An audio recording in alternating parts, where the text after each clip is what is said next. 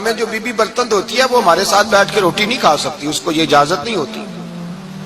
ہمارا جو مزدور ہوتا ہے نا، ایک صاحب کہنے لگے یہ بچہ میرے پاس کام کرتا ہے، اس کے ابا جی بھی کرتے تھے، تو میں نے کہا اس کا مطلب یہ ہے کہ تم نے آگے نہیں بڑھنے دیا، تم نے کہا مزدور ہی رہنا ساری زندگی، یہی رہنا میرے پاس، آگے نہ بڑھنا۔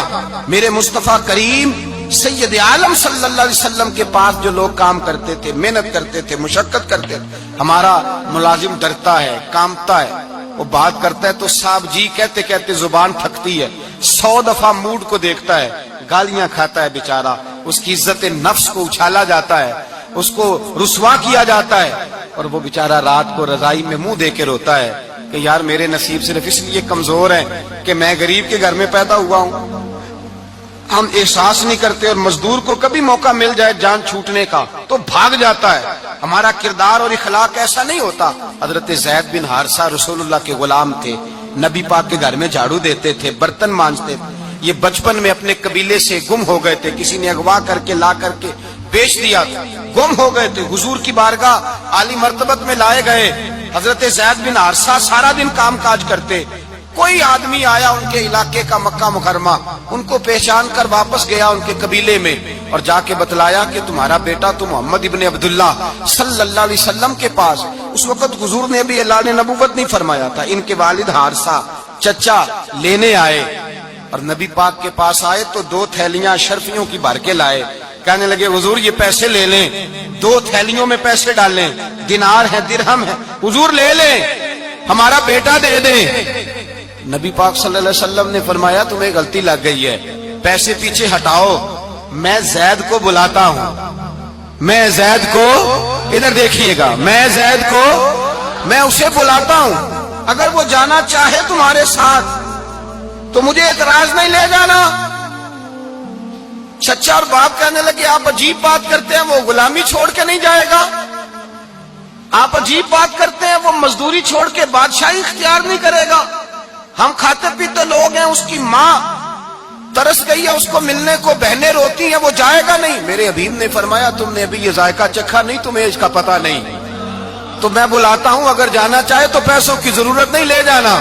حضرت زید کو پیغام دیا، آئے، حضور نے فرمایا وہ تمہارے والد کھڑے ہیں، وہ چچا ہیں، لینے آئے ہیں۔ جناب زید گئے، باپ کے گلے سے لگے، بچھڑے ہوئے باپ بیٹا ایک دوسرے کو مل کے کھل کے روئے، کہا بیٹا تیری ماں کی آنکھیں پتھر ہو گئی تیرا رستہ دیکھ کے، تیری بہنیں ترستی ہیں تیرے چہرے کے دیدار کو، بیٹا وہ گلیاں بھی روتی ہیں جن میں تو کھیلا کرتا تھا، پر اب فکر کی بات کوئی نہیں، اب کوئی پریشانی نہیں، میں پیسے لایا ہوں تجھے لے جاؤں گا۔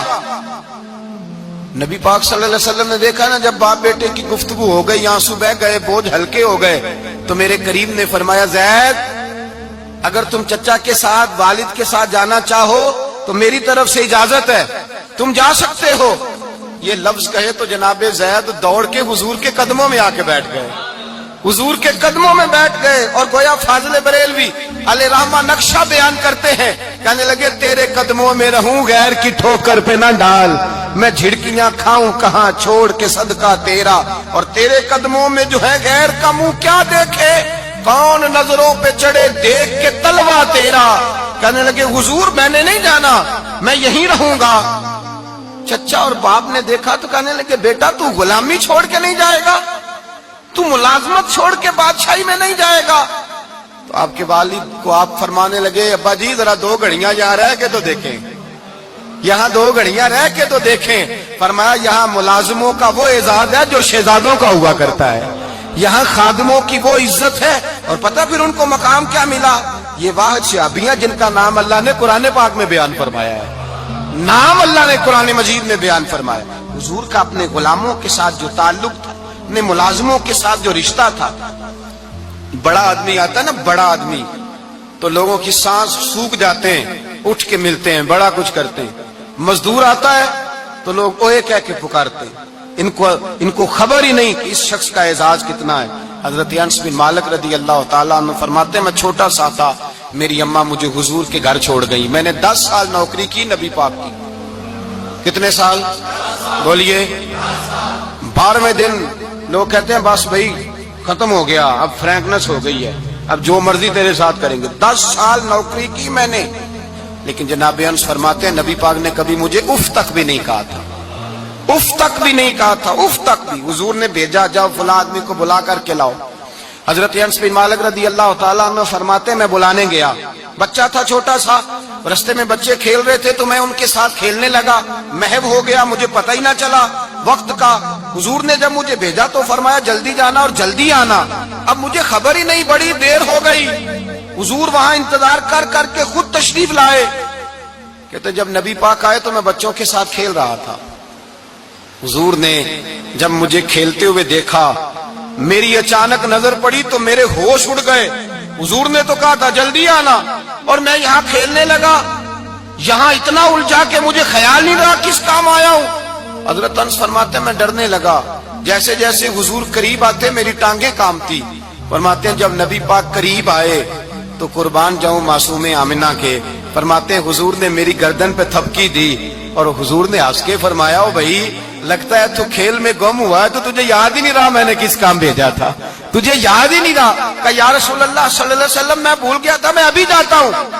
کیا انداز ہے، کیا شفقت ہے، کیا رنگ ہے۔ حضور میں ابھی گیا اور ابھی آیا۔ نبی پاک نے فرمایا نہیں یار تو کھیل میں خود ہی چلا جاتا، تو کھیل یہاں میں خود جاتا۔ یہ اعزاز، یہ فضیلت، یہ درجہ کس نے ذروں کو اٹھایا اور صحرا کر دیا، یہ کس نے قطروں کو ملایا اور دریا کر دیا، یہ کس کی حکمت نے یتیموں کو کیا در یتیم اور غلاموں کو دنیا بھر کا مولا کر دیا۔ یہ کس نے اتنا۔ میرے بھائی مزدور کو حضور نے اعزاز دیا۔ نبی پاک اپنے ہاتھ سے کام کرنے والے کے ساتھ اس نے سلوک کرتے، محبت کرتے، پیار کرتے۔ ایک بوڑھی اماں تھی جو مسجد میں جھاڑو دینے کی مزدوری کرتی تھی۔ کیا کام کرتی تھی؟ دعا کریں اللہ ہم سب کو مسجد کی صفائی کی توفیق عطا فرمائے۔ بوڑھی اماں تھی، مسجد کی صفائی کرتی تھی، نوکری کرتی تھی، بیمار ہو گئی۔ بخاری شریف میں موجود ہے اللہ کے محبوب صلی اللہ علیہ وسلم روز تیمارداری کرنے جاتے۔ ایک وقت ایسا آیا کہ دن میں 2 مرتبہ حضور تیمارداری کرنے جاتے۔ ایک شام نبی پاک نے فرمایا اس کا انتقال ہو جائے تو مجھے اطلاع کرنا۔ صحابہ کہتے ہیں رات کے وقت ان کا انتقال ہوا، ٹھنڈ کا موسم تھا، ہم نے حضور کو تکلیف دینا مناسب نہ سمجھا، ہم نے دفن کر دیا۔ سویرے اللہ کے حبیب نے پوچھا تم نے مجھے اطلاع کیوں نہیں دی؟ حضور سردی بڑی تھی۔ کون جاتا ہے مزدوروں کے جنازوں میں؟ کون جاتا ہے مزدوروں کے جنازے میں؟ یہاں تو اب جنازے بھی سیاسی ہو گئے ہیں، اب تو کوئی بہت بڑا امیر آدمی فوت ہو جائے تو وہاں رش ہوتا ہے، وہاں رش ہوتا ہے، غریبوں کا تو جنازہ بھی کوئی نہیں پڑتا۔ حضرت جناب سیدنا ابو ہریرہ رضی اللہ تعالیٰ عنہ فرماتے ہیں حضور نے فرمایا مجھے اطلاع کیوں نہیں دی؟ تمہیں اس کے اعزاز کا نہیں پتا؟ وہ مزدور تھی، مسجد میں جھاڑو دیتی تھی، تم نے خبر ہی نہیں دی؟ حضور وصال ہو گیا، فرمایا چلو مجھے بتاؤ قبر کہاں ہے۔ حضور سارا کچھ جانتے ہیں لیکن یہ ساری تمہید اس لیے بیان کی کہ ایک مزدور کی شان واضح ہو جائے۔ فرمایا بتاؤ قبر کہاں ہے؟ صحابہ کہتے ہیں ہم قبر پہ لے گئے تو میرے نبی نے فرمایا صفے بناؤ میں دوبارہ جنازہ پڑھاؤں گا۔ میں دوبارہ جنازہ نہیں ہو سکتا، اس وقت ہو سکتا ہے جب وارث نے نہ پڑھاؤ، پھر دوسرا جنازہ جائز ہے۔ وارث نہ پڑھے تو اس سے پہلے 20 جنازے بھی ہو جائیں تو جب وارث پڑھ لے پھر دوسرا جنازہ نہیں ہو سکتا۔ حضور نے دوسرا جنازہ اس لیے پڑھا ہے کہ حضور اپنی ساری امت کے وارث ہیں، نبی پاک ساری امت کے وارث ہیں۔ فرمایا پر بناؤ صفے میں جنازہ پڑھاتا ہوں۔ مزدور کو اعزاز دیا، پیار کیا۔ حضرت عبد الرحمن ابن عوف رضی اللہ تعالیٰ عنہ فرماتے ہیں ایک دن میرا دل کیا تھا کہ میں غریب ہو جاؤں۔ کیا ہو جاؤں؟ آپ اپنے لیے دعا نہ کریں لیکن حضرت عبد الرحمن ابن عوف کے الفاظ تو دہرائیں۔ وہ کیا کہہ رہے ہیں کہ میرا دل کرتا تھا میں اللہ، ایک دن میرا، بڑے امیر آدمی تھے نا صحابہ میں سب سے زیادہ امیر، فرمانے لگے ایک دن میرا دل کیا میں غریب ہو جاؤں، غربت پسند کر لوں۔ اصل میں غریب کو اپنی شان کا نہیں نہ پتا، اسے جس دن پتہ چل گیا کہ میں غریب کی عظمت کتنی ہے، غریب ہر وقت اپنے آپ کو کوستا ہی رہتا ہے۔ اور میں اکثر کہتا ہوں کہ یہ بڑے کا قصور نہیں کہ اس نے تجھے چھوٹا جانا ہے، یہ تیرا قصور ہے، تو احساس کمتری میں کیوں مبتلا ہوا۔